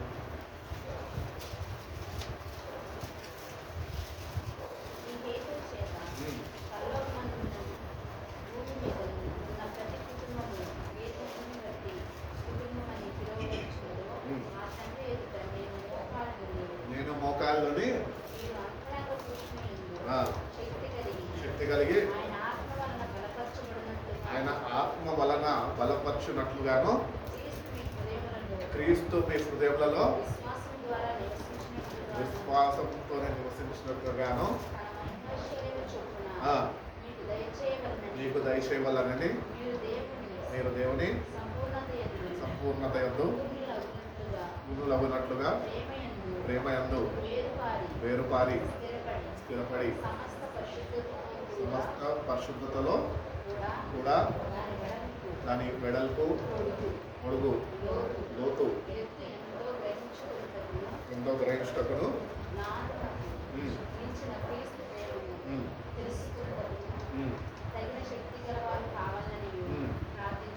ప్రార్థించుచున్నాడు. అక్కడ ఏం తెలియస్తున్నాడు? మోకరించి ప్రార్థన చేస్తున్నాడు. మనం ఎప్పుడైతే దేవుని సన్నిధిలోకి వచ్చి మోకాళ్ళు వేయగలుగుతామో, మోకాళ్ళు వేయడం అంటే ఏంటి? మనం తగ్గించుకోవడం. ఇంకా మోకాళ్ళు వేయడం అంటే ఏంటండి? ఒక మనిషి వచ్చి మోకాళ్ళు వేస్తున్నాడు అంటే విధేయత చూపుతున్నాడు. ఇంకా కంప్లీట్ సరెండర్. నాకు ఇంకొవ్వరు లేరు ప్రభా, నేను వచ్చి నీకు లొంగిపోతున్నాను, నువ్వు నన్ను స్వాధీనపరచుకో అని మనము అప్పగించుకోవడం అన్నమాట. ఆయన చేతులకి మనం అప్పగించుకోవడం. ఆ కంప్లీట్ సరెండర్ అనేది ఉండాలి. చాలాసార్లు మోకరిస్తాము, ఏదో మోకరించాలి కాబట్టి, ప్రార్థన అలవాటు ఉంది కాబట్టి ఒక 10 నిమిషాలు మోకరిస్తాం. నేను ఒకసారి ఇక్కడ ప్రార్థన చేస్తున్నప్పుడు ఒక ఆయన అడిగి ఏమని అడిగినంత, అరే ఎంతసేపు ప్రార్థన చేసినా అంటే 5 నిమిషాలు చేసిన. 5 నిమిషాలు అంటే మీ ప్రార్థన ఇక్కడ నుంచి పైన రోజుకి కూడా తాకుంటుందిరా, దేవుడికి ఎట్లా వినబడుతుందా? అంతే కదా. మనం ప్రార్థన చేయాలంటే ఆయన సన్నిధిలో వేచి ఉండాలి, ఆ అనుభవంలోనికి వెళ్ళాలి, మోకరించి దేవుని యొక్క దైవిక శక్తితో మనం నింపబడాలి. ఎక్కువగా నువ్వు మోకరించినప్పుడు ఎక్కువగా దేవుని యొక్క శక్తి సామాసంలో నువ్వు ఉన్నప్పుడు ఆయన శక్తితో నువ్వు నింపబడుతుంది. ఎందుకంటే నువ్వు ఆయన సన్నిధికి నేను సంపూర్ణంగా అప్పగించేసుకున్నావు, సరెండర్ చేసేసుకున్నావు. ఇప్పుడు నువ్వు సరెండర్ ఎప్పుడైతే చేసుకుంటావో, సరెండర్ చేయబడిన నువ్వు నీతోని ఆయన ఏం చేయాలో అప్పుడు నీలో ఆయన కార్యాలు జరిగిస్తాడు. ఒక క్రిమినల్ క్రైమ్ చేసేసి పోలీస్ స్టేషన్కి వెళ్ళి సరెండర్ అయిపోతే పోలీసు వాళ్ళు ఏమైనా చేస్తారా? వాడిని ఏం చేయరు. ఏమేమి ఫార్మాలిటీస్ ఉన్నాయి, ఫార్మాలిటీస్ అన్నింటినీ వాళ్ళు పూర్తి చేసుకుంటారు. అంతేగాని నువ్వు ఎందుకు చేసావురా అని చెప్పి చితక బాధరు, రాకపోతే ఇది చేయరు. ఎందుకంటే వాడంతటా వాడు వచ్చి సరెండర్ అయిపోయాడు, ఎందుకు ఈ కారణం మీరు చేస్తాడు అని చెప్పి వాళ్ళ ఫార్మాలిటీస్ వాళ్ళు. అట్టి రీతిగానే మనం కూడా ఎప్పుడైతే దేవుని దగ్గరికి వెళ్ళిపోయి మనం సరెండర్ చేసేసుకుంటామో, నాకు ఇంకా ఏమీ నా వల్ల కాదు, నీకు అప్పగించేస్తున్నాను అని మనం ఆయనకు అప్పగించుకుంటామో, దేవుడి మన పక్షాన నుండి గొప్ప కార్యాలన్నింటినీ ఆయన జరిగించుకుంటూ వస్తాను అని దేవుడు తెలియజేస్తున్నాను. ఫిలిప్పీయులకు రాసిన పత్రిక అంటది కదా, 4వ అధ్యాయం 6-7 వాక్యాలు ఏమంటది? దేని గురించి మీరు ఈ వాక్యాలన్నీ బైబిల్ తిప్పడం కాదండి, నోటికి వచ్చేసేయాల. ఫిలిప్పీయులకు రాసిన పత్రిక 4 అనగానే వచ్చేసేయాలన్నమాట. ఈ వాక్యం కానీ మనలో నుంచి రాకపోతే మనలో ఏముంది? వాక్యం లేదు, చింత ఉంది అని గుర్తించాలి. కంటత పాఠం పట్టేసేయాలి. వాక్యాన్ని మనము బైహార్ట్ నేర్చేసుకోవాలా. ఆ వాక్యమే మనకి గొప్ప విజయాన్ని అనుగ్రహిస్తుంది. కొన్ని పరిస్థితుల్లో ఆ వాక్యము నీలో ఉన్నప్పుడు, ఫిలిప్పీయులకు రాసిన పత్రిక 4వ అధ్యాయం 7-8 వాక్యాలు, 6-7 వాక్యాలు, ప్రభా దేనికి చింతించకుండా ఉన్నామో నాకు నేర్పించు, నీ వాక్యం సెలవిస్తున్నాగా నేను దేనికి చింతించను ప్రభా అని వాక్యం ఎత్తిపట్టి ప్రార్థన చేస్తే నీ దగ్గర వచ్చిన చింత నిన్ను విడిచిపెట్టి వెళ్ళిపోతుంది. ప్రార్థనలో అంత శక్తి ఉన్నది, వాక్యంలో అంత శక్తి దాగి ఉన్నది. కాబట్టి ప్రార్థన చేస్తున్నప్పుడు వాక్యాల్ని ఎత్తిపట్టి ప్రార్థన చేయడం కూడా మనం నేర్చుకోవాలి. దానిలో ఏమంటుంటుంది? దేని గురించి చింతించద్దు, ప్రతి విషయంలో ప్రార్థన విజ్ఞాపనల చేత కృతజ్ఞత పూర్వకంగా మీ విన్నపములు దేవునికి తెలియజేయండి. దేవుని యొక్క సమాధానము కావాలి ఉండును. సింపుల్గా ఈ వాక్యాన్ని మనం చదువుకున్నాం కదా, ఈ వాక్యాన్ని బట్టి మనం ఒకటి నేర్చుకోవాలి. ఏంటి అంటే, worry about nothing but pray about everything. దేని గురించి చింతించద్దు కానీ అన్నిటి గురించి మనము ప్రార్థన చేసేవారు ఉంటాం. ఇది దేవుడు ఇచ్చిన గొప్ప ఆయుధం మనకి. ఈ ఆయుధం మనలో ఎప్పుడు యాక్టివ్ మోడ్లో ఉండాలి, రియాక్టివ్ అవ్వద్దు. దేని గురించి చింతించద్దు. చింతకి మన జీవితంలో అవకాశము కలిగించుకోవచ్చు. ఈ వాక్యం చదువుతున్నప్పుడు నాకు వెంటనే ఇంకొక వాక్యం వెంటనే గుర్తొచ్చేస్తుంది. ఏంటంటే, నీ చింతాయావత్తు నా మీద మోప, నేను నీ గురించి మరి ప్రభు మనతోనే ఉండి ఇంత ధైర్యపరుస్తుంది కూడా మనం విశ్వాసంలో సన్నగిల్లిపోతున్నామండి. అంటే ఎంత ప్రార్థనలో ఎదగాలి మనము, ఎంత ప్రార్థనలో మనము నెలకొట్టబడాలా, ఎంత ప్రార్థనలో కనిపెట్టి ఆయన బ్రతిలాడుకొని తన శక్తితో నింపబడాలి. కాబట్టి మనం దేనికి చింతించకుండా నేర్చుకోవాలి. నేను ప్రతిదినం ప్రార్థన చేసుకుంటాను, చాలాసార్లు చెప్తూ ఉంటాను. ప్రభు నా ప్రార్థనలో నేను ప్రభు దగ్గర ప్రార్థన చేసుకున్నప్పుడు ప్రతిదినము ఆయన చెప్తా. ఏం చెప్తారు సార్? ప్రభు దేనికి చింతించకుండా ఉండడం నాకు నేర్పించు ప్రభు. ఎందుకంటే దేని చింత ఆ రోజుకి దానికి ఉన్నదా. మనం ఏం చేస్తామంటే నిన్న చింత, మొన్నటి చింత, ఆ చింత, ఈ చింత, అన్ని చింతలన్నీ మన దగ్గర పెట్టుకుంటాం. కానీ ఏ దినం చింత ఆ దినంకి ఉన్నది. ఆ దినం అయిపోయినాక దాని చింత తొలగించుకుంది. ఆ దినం యొక్క చింత అది తొలగించుకుంది. కానీ నువ్వేం చేసినావు? ఆ దినం యొక్క చింతని కూడబెట్టుకొని ఇంకా ఎక్కువ చింతిస్తుంది. అంటే ప్రతిదినము దేని గురించి చింతించక అన్ని విషయాలు బట్టి మనం ప్రార్థన చేయాలి. అది ఏమన్నా కానీ ప్రభు యొక్క సహాయము మనం కొరకు మనమైన బ్రతిలాడుకోవాలో వేడుకోవాలో ప్రార్థన చేసేవారుగా మనము ప్రతి విషయంలో కృతజ్ఞతతో ప్రార్థన చేసేవారు మనం ఉండాలి. కృతజ్ఞత మనలో ఉండాలి. ఎందుకు నాకు కష్టాలు దుష్టుడు పక్కన నుంచి ప్రేరేపిస్తుంటాడు, మనసుని తడుతూ ఉంటాడు. ఎందుకంటే ఇంతే నీ బతికింతే, బతికింతే, బాగుపడవురా, నష్టం అయిపోతావురా, ఇదేరా నీ జీవితము అని ఎప్పుడు మనని వాడు కించపరుస్తూ ఉంటాడు. వాడు కించపరుస్తున్నప్పుడు మనం ఏం అయిపోతాం తెలుసా? బలహీన పడిపోతూ ఉంటాం. ఎందుకంటే దేవుని యొక్క వాక్యాన్ని మగ్గు చూపాల్సిన మనము ఆయన వాక్యాన్ని మర్చిపోయి వాడి మాటల పట్ల శ్రద్ధ వహించి మనం విశ్వాసంలో దిగజారిపోతుంది, సన్నగిల్లిపోతుంది. ప్రార్థన చేయలేని వారిని మనం అంటే రీతిగా కాదు. వాడు ఎప్పుడు శోధకుడు వస్తాడో, శోధిస్తాడో, నిన్ను విశ్వాసంలో దెబ్బ కొట్టి వాడు నిన్ను కింద పడేదానికి చూస్తుంటాడు. ఆ సమయంలో మనము ప్రార్థన చేసి దేవునికి కృతజ్ఞత అర్పణ అర్పించి వాడిని జయించే శక్తిని దేవుని దగ్గర చెప్ప పొందుకుంటామంటే కృతజ్ఞత భావంతో ఉన్నప్పుడే దేవా నీ శక్తిని నాకు ఇచ్చావు, వీడిని జయించే కృపని కూడా నాకు అనుగ్రహించు. దేవుడు శక్తి ఇస్తే సరిపోదు, కృపను కూడా అనుగ్రహించాలి. మళ్ళీ వాటిని జయించాలి. ఆయన కృప లేకపోతే మనం ఏమీ చేయలేము. ప్రార్థన చేసేస్తే వెళ్ళిపోతాడు వాడు, ఇంకా నలుగురిని తీసుకొస్తాడు. చెప్తా ఉంటాడు కదా, మనకి ఉపమానాలు చెప్తా ఉంటాడు కదా, దేవుడు యేసుప్రభువు చెప్తుంటాడు కదా, ప్రార్థన చేసి దెయ్యం నిలబడితే అంట అది వెళ్ళిపోయి ఇల్లంతా శుభ్రపరిచినాక ఎక్కడ ఉండాలని నివాస స్థలం ఎత్తుకున్నప్పుడు దానికి దొరకకపోతే వాడు ఇంకా కొంతమందిని తీసుకొని మళ్ళా ఏ గృహాన్ని విడిచిపెట్టిండో అక్కడికి వస్తాడు. అక్కడ దాన్ని బట్టి వాక్యం ఎందుకు గుర్తు చేస్తున్నా అంటే విశ్వాసము లేకుండా దేవుని యందు విశ్వాసము కృతజ్ఞత భావం లేకుండా నువ్వు ప్రార్థన చేయలేని వాడు ఉంటే వాడు నేను కించపరచడానికి ఒక్కడు వచ్చినోడు వాడు విడిచిపోయి వెళ్ళిపోయినాక సేవకుడు వచ్చి ప్రార్థన చేసి వాడు నేను విడిచిపెట్టి వెళ్ళిపోయినాక వాడికి స్థలం దొరకక వాడు ఏం చేస్తాడంటే నీ బలహీనత వాడికి తెలుసు కనుక వాడు ఇంకా కొంతమందిని తీసుకొని ఇంకా ఎక్కువ ఒత్తిడి నీ మీద చేస్తాడు. అప్పుడు ఏమైపోతుందో చచ్చిపడిపోతుంది. ప్రార్థన చేయలేని వారు ఉంటాం. అట్టి రీతిగా కాదు, ప్రతినిత్యము ప్రభువాను ఉన్నాం కృతజ్ఞతుడై ఈ సన్నిధిలో నేను ప్రార్థన చేస్తాను. శక్తిని జయాన్ని పొందుకునే కృపను విస్తరింపజేయకూడదు. వాడి ముందు నేను సిగ్గుపాలు కాకూడదు. లేవన బలపరచు, వాడిని జయించే శక్తిని నాకు అనుగ్రహించు. నేను దేవుడి సన్నిధిలో దేవుడు పంపిన ఆత్మ యొక్క ఆత్మని పొందుకొని నువ్వు ఆయన పంపినాడు కనుక ఆత్మని దాన్ని బట్టి నువ్వు కృతజ్ఞత భావం కలిగి ఉంటే కనుక వాడిని జయించే శక్తిని కూడా ప్రభు నీకు ఇస్తాడు. కాబట్టి మన జీవితాల్లో దేనికి మనము చింతించాలి.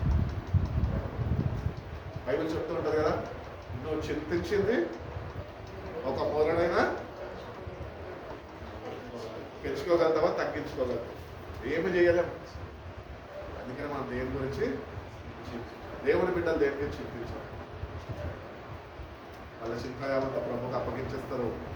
ప్రభు వైపు పిల్లలు ఎట్టి రీతిగా అయితే తల్లి వైపు తండ్రి వైపు సహాయం కొరకు ఎదురు చూస్తారో అట్టి రీతిగా దేవుని బిడ్డలు చింతయావత్తు ప్రభు మీద వేసేసి ప్రభు చేయబోతున్న కార్యాలు నిమిత్తము ఆయన సన్నిధిలో వేచి ఉంటారు. అదే విశ్వాసంతోనే ఆ కార్యాలు వాళ్ళ జీవితంలో వాళ్ళు చూడగలుగుతారు, పొందుకుంటారు. అట్టి విశ్వాసంతో మనము ప్రార్థన చేయాలి, కృతజ్ఞత భావంతో మనము ప్రార్థన చేయాలి. ఇది అంశం ఎందుకు చెప్తున్నా అంటే చింత అనేది మన జీవితాల్లో ఎప్పుడు ఉంటుంది. చింత కూడా వెంబడిస్తుందండి. నేను చింతించొద్దు అనుకుంటావు, అమ్మయ్య అని ఇంటర్లతో భార్యతో పిల్లలతో ఏగి ఏగి ఏగి ఎందుకనైనా ఈ కష్టం అని చెప్పి కొంతకాలము నువ్వు దూరం వెళ్ళిపోవాలి అని చెప్పి ట్రైన్ ఎక్కి అమ్మయ్య బాగా తప్పిందిరా కొన్ని దినాలు అని ట్రైన్లో వెళ్తుంటావు కదా, మళ్ళీ వెంటనే ఒక చింత. ఏం చిందో తెలుసా? అయ్యా చిన్నోడిని వదిలిపెట్టేసిపోతున్నా, ఇది ఎక్కడ చూసుకుంటుందో ఏం చేస్తుందో, సరిగ్గా చూసుకోకపోతే సోఫా నుంచి పడిపోతాడో, టీవీ చూస్తా ఇది సీరియల్లో మునిగిపోతుందో, వాడి కింద పడిపోయింది దెబ్బ తాకించుకుంటాడు. అదొక చింత. కాబట్టి చింత అనేది మనిషిని ఎప్పుడు వెంబడిస్తూనే ఉంటుంది. అందుకనే మనం క్రీస్తుని వెంబడించే వాళ్ళు ఉన్నప్పుడు చింత మనని వెంబడించక ఆగిపోతుంది. దానికి ఫుల్ స్టాప్ అనేది మనకు తెలియదు. కాబట్టి మనం దేని గురించి చింతించకుండా ప్రభు దగ్గర నేర్చుకోవాలి. అదేవిధంగా మనము ఎడతెగగా ప్రార్థన చేసేవారుగా మనము ఉండాలి. మొదటి దశలోకి రాసిన పత్రిక 5వ అధ్యాయం 17వ వాక్యం ముగించేస్తాను. ఇంకా 2 నిమిషాలు వాక్యాలు ఉన్నాయి చూపించింది. ఫస్ట్ దశలోనియన్స్ 5:17 ప్రతి విషయమంతా కృతజ్ఞత స్తుతులు చెల్లించి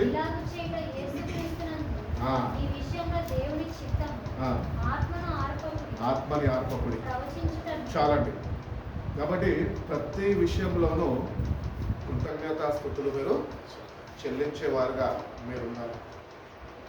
5:17 ఇది ఈ వాక్యం నేను చదవమండి.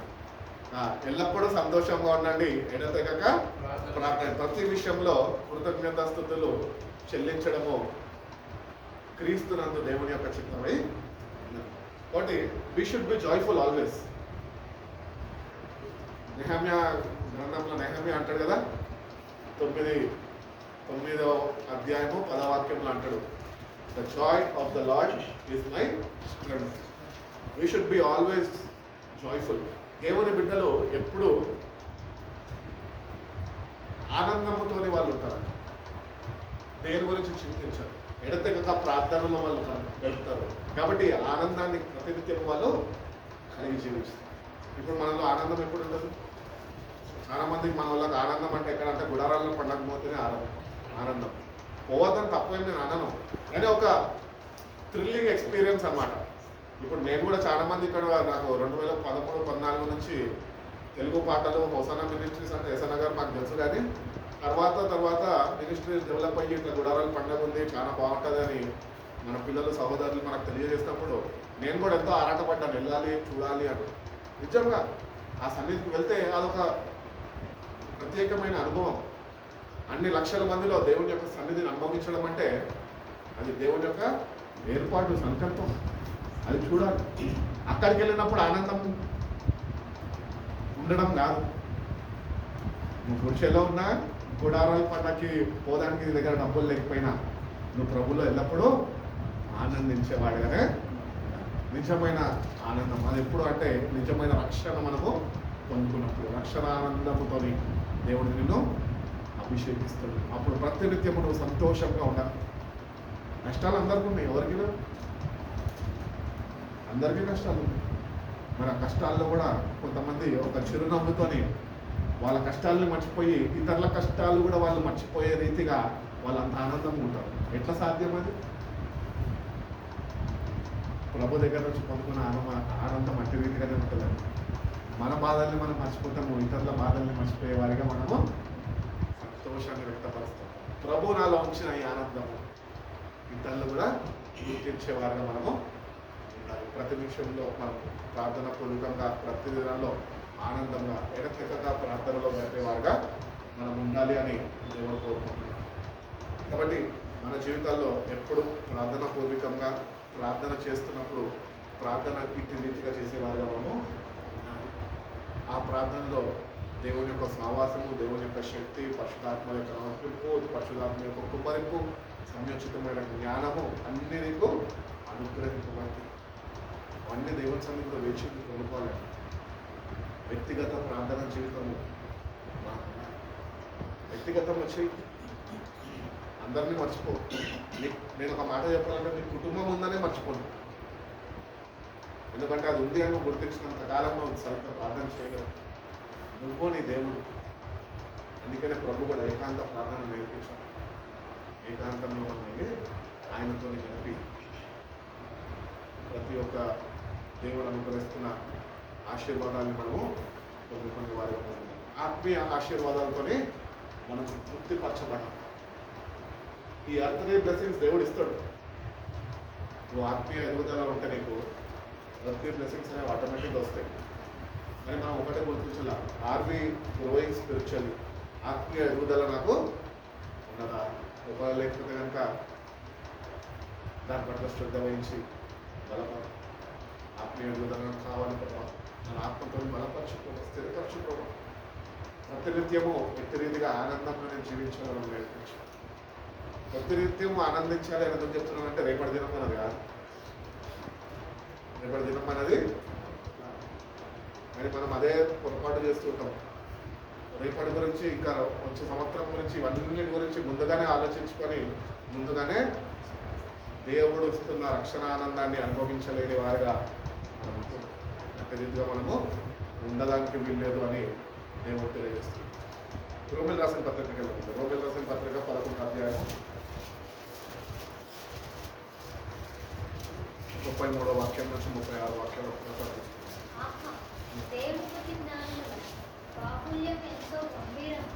ఆయన తీర్పులు శోధించనంత అసత్యము, ఆయన మార్గములంతా అగమ్యము.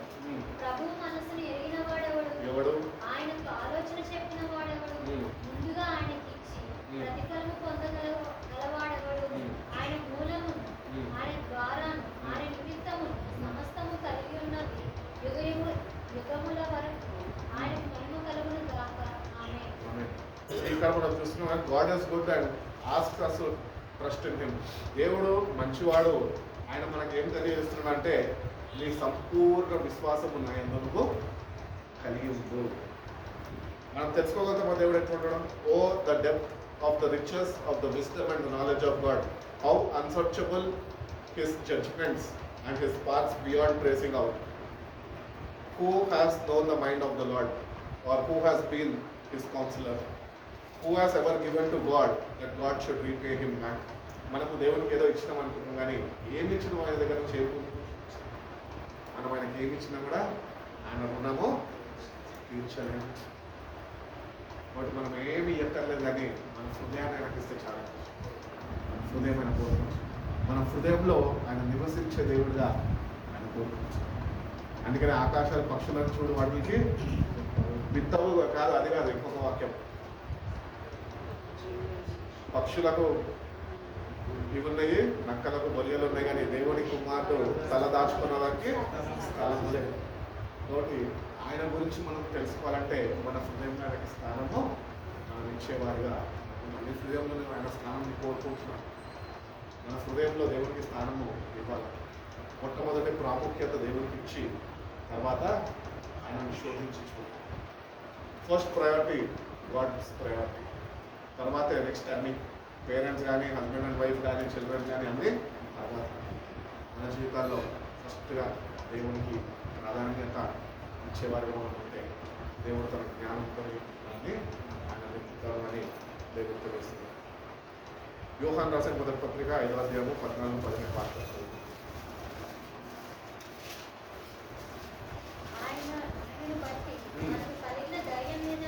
ఆయనని బట్టి మనకి కలిగిన ధైర్యము ఏమనగా, ఆయన చిత్తానుసారముగా మనము ఏది అడిగినను ఆయన మనవి ఆలకించునని,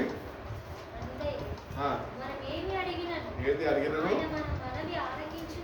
ఆలకించునని మనం ఎరిగిన ఎడల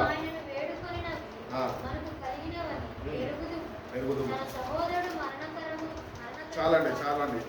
మనము ఆయనని ఏది అడిగినా కూడా ఆయన మనకి అనుగ్రహిస్తాము అని దేవుడు తెలియజేస్తున్నాం. కాబట్టి దేవుని సన్నిధికి వచ్చిన మనము, ఇది మనకి ధైర్యము. ప్రార్థన మనకి ఏం పుట్టిస్తుందంట, this is the confidence we approach him. ఆయన సన్నిధికి వస్తున్నామంటే ఒక ధైర్యంతో ఆయనతోని ఆయనకు తెలియజేయడానికి, మన అవసరతలు ఆయన చెప్పడానికి ఆ గొప్ప ధైర్యంతో ఆయన యొక్కకు వస్తుంది. ఆయన చిత్తం ఏంటో మనము తెలుసుకోవాలి. దేవుని చిత్తం ఏమై ఉన్నది? దేవుని చిత్తం మన పట్ల ఏమై ఉంది?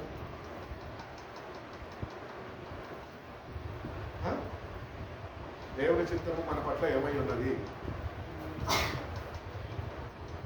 సంఘంగా మాట్లాడతారు, వ్యక్తిగతంగా మాట్లాడతారు. సంఘంగా మారు మనసు అనే ఫలము మనము ఫలించాలి అనేది దేవుని యొక్క చిత్తమైంది. కాబట్టి ప్రార్థన చేస్తున్నప్పుడు ప్రభావ నీ చిత్తాన్ని నాకు తెలియజేసి నిజమైన మారు మనసు పశ్చాత్తాపమేమో నాకు అనుగ్రహించు. నీ చిత్తము నాలో నెరవేర్చు. నీ చిత్తానికి నేను లోపడతాను, శిరస్సు వంచుతాను. నువ్వు ఎప్పుడైతే నిన్ను నువ్వుకి చేసుకుంటావో, ఏదైతే అడుగుతావో అని తప్పక నీ ప్రార్థనను ఆలకిస్తాడు. నీకు కావాల్సింది ఆయన నీకు అనుగ్రహిస్తాను అని దేవుడు తెలియజేస్తుంది. కాబట్టి దేవుడి దగ్గరకు వచ్చి మనము కాన్ఫిడెంట్గా అడగాలి. కాన్ఫిడెన్స్ అనేదిలో ఉండాలి. కొనుకొనేగా కరోడ్పతి ఉంది కదా, అమితాబ్ బచ్చన్ షో. అక్కడ కూర్చోబెట్టి ప్రశ్నలు అడుగుతారు. ₹1 వస్త్రము ప్రశ్న అక్కడ అడుగుతారు, ఆర్ యూ కాన్ఫిడెంట్, లాక్ కర్ దియా జాయే అంటారు. రైట్ థింగ్ అంటారు, and your answer is right అని చెప్పి షో కంప్లీట్ అయిపోతుంది. కాబట్టి ఆ కాన్ఫిడెన్స్ అనేది మనలో ఉండాలి. నేను దేవుని దగ్గరికి వెళ్తున్నా, ఈయన మామూలు మనిషి కాదు, ₹1 ఇచ్చే మనిషి కాదు. ఈయన సర్వం మీద అధికారం కలిగిన వాడు. ఆయన యుద్ధం నేను వస్తున్నప్పుడు ధైర్యంతో వస్తాను. నేను నా పక్షాన వ్యాఖ్యం ఆడతాడు, నా పట్ల కార్యాలు జరిగిస్తాడు, నా ప్రతి ఒక్క అవసరతను తీరుస్తాడు. నేను అడిగిన ప్రతి ఒక్కటి ఆయన చిత్త ప్రకారం ఆయన నాకు అనుగ్రహిస్తాడు అన్న కాన్ఫిడెన్స్ నీలో ఉండాలి. మనం చాలాసార్లు కాన్ఫిడెన్స్ లేకుండా ఆయన దగ్గరకు వస్తుంటాం. దేవుడు నీలో కాన్ఫిడెన్స్ చూడలేనప్పుడు ఆయన కార్యాలు జరిగించలేదు. అందుకని కాన్ఫిడెంట్గా ఆయన దగ్గర ధైర్యంతో, నా దేవుడు గొప్పవాడు. బైబిల్ చెప్తుంటే 10,000లో అతిశుద్ధులు, 10,000లో అతిశుద్ధులు. అటువంటి మన దగ్గరకు వస్తున్నప్పుడు ఎట్లా రావాలో ఫుల్ కాన్ఫిడెన్స్తో రావాలి. ఆ కాన్ఫిడెన్స్తో వచ్చినప్పుడు ఏది అడిగినా ఇష్ట ప్రకారం ఆయన నీకు కాన్ఫిడెన్స్ అనేది మనము ఆయన మీద ప్రతినిత్యం బిల్డప్ చేసుకునే వారిగా you have to build your confidence. ఒక మనిషి మీద నమ్మకం కుదరాలంటే ఎంతో వాడిని గమనించి పరీక్షించి అమ్మయ్య ఇంకా చాలరా అన్నప్పుడు ప్రశాంతంగా నమ్మకాన్ని చెప్పగలను. ఎందుకంటే ఇంత సావాసం, ఇంత ప్రయాణం అంతా నాకు ఉంది కాబట్టి. అదే రీతిగానే నువ్వు దేవునితో ప్రయాణించినప్పుడు, దేవునితో సావాసించినప్పుడు, ఆయనతో గడిపినప్పుడు, ఆయన మీద ఆనుకున్నప్పుడు ఆయన మీద నీకు కాన్ఫిడెన్స్ ఏదో బాప్తిజం తీసేసుకున్నాను, క్రైస్తవులు అయిపోయాను, పలానా సంఘంలో పలానా సేవకుడు ఇచ్చేసాడు, కాన్ఫిడెంట్గా ఉంటానంటే అది కాన్ఫిడెన్స్ బిల్డప్ చేయదు. వ్యక్తిగతంగా నేను నువ్వు కాన్ఫిడెన్స్ బిల్డప్ చేసుకోవాలి. నన్ను బిల్డ్ చేయడం నా కాన్ఫిడెన్స్ నీ ఎందునైనా బలపరచబడాలి అని కాన్ఫిడెన్స్ నువ్వు దేవుడిని అడిగితే కనుక ఆయన నీకు అనుగ్రహిస్తానని తెలియజేస్తుంది. కాబట్టి ప్రార్థన చాలా ప్రాముఖ్యమైనది. ఈ విధంగా మనము ప్రార్థన చేసేవారి వల్ల ప్రార్థన దేవుడికి మన మధ్యలో మన సావాసాన్ని బలపరుస్తుంటాం. పరిశుద్ధాత్మ దేవుని ద్వారా అది బలపరచబడుతుంది. కాబట్టి ప్రతిసారి ప్రార్థన చేస్తున్నప్పుడు లార్డ్ నీ సన్నిధికి వచ్చిన ప్రార్థన చేయబోతుండగా మొట్టమొదటిగా నన్ను నేను నీకు అప్పగించుకుంటున్నాను. నాకు నీకు మధ్యలో ఉన్న ప్రతి ఒక్క పాపంని నేను కాచిన రక్తంతో నీకు అడిగినాయి. నేను ఏమైతే ప్రార్థన చేయాలో నాకైతే తెలియదు కానీ ప్రభా, ఆదరణకర్త అయిన పరిశుద్ధాత్మ యొక్క కుమ్మరింపుతోనే నా మీద కుమ్మరించినాయి.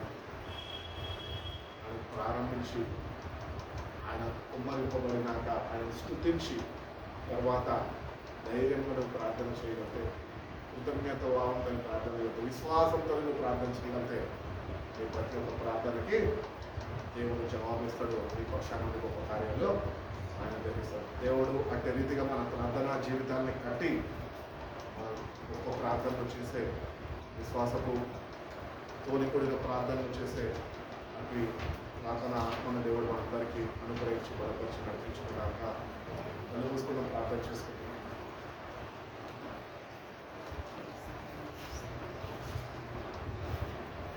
పరిశుద్ధుడా, ప్రేమ కలిగిన యేసయ్యా, గొప్ప తండ్రి, ఈ రాత్రికాల సమయంలో ప్రభా నీ మందిరావరణంలో ప్రభా ఇటు రీతిగా ప్రభా కొద్దిసేపునైనా నీ వాక్యాన్నినైనా ధ్యానించడానికి ప్రభా పరిశుద్ధాత్మ దేవుడిగా ప్రభా మేము మాతో ఉంటే ప్రభా మేము మమ్మల్ని బలపరిచి మమ్మల్ని అయినా సరిదిద్దడానికి నేను నువ్వు మాట్లాడిన ప్రతి ఒక్క మాటను బట్టి నీకు వందనాలు ప్రభా. అవును ప్రభా, నీ వాక్యాన్ని చదువుతున్న మేము ప్రభా ఏదో ఇష్టానుసారంగా ప్రార్థన చేయడం కాదు కానీ ప్రభా నీ అందునైనా సంపూర్ణ విశ్వాసంతో సంపూర్ణ ధైర్యంతో నేను నీ యొద్దకు వచ్చి ప్రభా తప్పిదాలన్నింటి కొరకు నేను మేము క్షమాపణ పొందుకొని ప్రభా మేము నేను విశ్వాసంతో ప్రార్థన చేసి ప్రభా నీ సహాయాన్ని పొందుకొని కృపను మీరు మాకు దయచేయండి. మీ సన్నిధికి వచ్చి ప్రార్థన చేస్తున్నాం మేము ప్రభా ఏ కొన్ని ప్రార్థన మాకు చేయాలో తెలియదు కానీ ప్రభా మీ పరిశుద్ధాత్మని మా పక్షాన ఉంచి ప్రభా మా పక్షాన నేను రాజ్యం ఆడడానికి నేను మీరు పంపిన విధానం బట్టి నీకు వందనాలు ప్రభా. అవును ప్రభా పరిశుద్ధాత్మతో కలిసి ప్రార్థన చేసే అనుభవంలోనికి అందరినీ మీరు నడిపించండి ప్రభా. ఈ వాక్యంని ఎత్తిపట్టి ప్రార్థన చేసేవారు కానీ ఈ వాక్యంలో ఉన్న శక్తితోనైనా మమ్మల్ని నింపండి. వాక్యాన్ని మా హృదయంలో భద్రపరచుకొని ప్రభా శక్తివంతమైన ప్రార్థనలనైనా నేను చేయలాగున మీ సహాయాన్ని మాకు అనుగ్రహించండి. మీరే మాకు తోడుగా ఉండండి. విన్న వాక్యాన్ని మీరు కట్టి ఫలింపజేయండి. మా ప్రార్థన జీవితాన్నినైనా మీరే బలపరచండి. మీ సన్నిధిలో వేచి ఉండి వ్యక్తిగతంగా ఏకాంతంగా మీతో ప్రార్థన చేసేవారుగా ప్రభావ మీరు అనుగ్రహిస్తున్న దైవిక శక్తితోని ప్రభావ మేము నింపబడేవారుగా ప్రభావ ఈ విశ్వాసం సహిత ప్రార్థనలోనైనా మీరు మా జీవితాల్లో మాకు అనుగ్రహించి నూతన కార్యాలు జరిగించుకోవాలి. మీరేనైనా మా జీవితాల ద్వారా కనుక మేము మా ప్రభావాలు పొందుకుంటున్నాం. విన్న వాక్యాన్ని ప్రతి ఒక్కరు బిడ్డ హృదయంలో భద్రపరచుకోవాలి. ఆ ప్రకారమునైనా వాళ్ళు నడుచుకునే కృపను అటువంటి సమయోచితమైన జ్ఞానంలోనైనా పిల్లలకు దయచేసి బిడ్డ జీవితం ద్వారా మీరే కనుక మా ప్రభావాలు పొందుకుంటున్నాం. ఏసయ్య పరిశుద్ధ నామంలో ఈ ప్రార్థన అడిగి వచ్చినప్పుడు